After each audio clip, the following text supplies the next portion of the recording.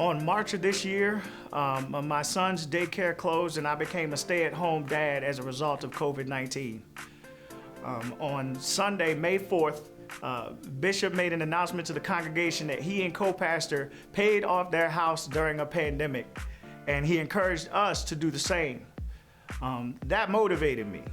The next day, I went down a list of potential employers, and I called all of them, I emailed them, and I heard back from several of the employers, one of which was the Center for Christian Counseling.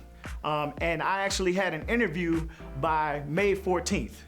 But what I didn't know was how long and grueling that interview process was going to be. At the time, I'm a stay-at-home dad. I got my boys, we're there at the house, and I'm just kind of going through this interview process, and you know, it's an interview.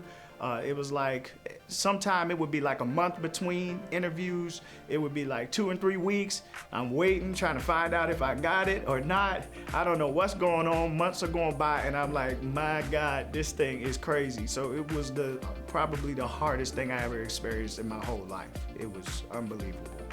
But to God be the glory that on August the 17th, I received an email offer from the Center for Christian Counseling offering me a position as a Christian counselor to work with them. And honestly, I couldn't even believe it. I mean, it was like, you know, is this even really real? This is not even real. But, you know, I got on the phone with Margie, my supervisor, and I actually asked her, is this you all's normal hiring process? And she said, this is the normal hiring process. So it was a true test of my faith, a test of my endurance, a test of my patience.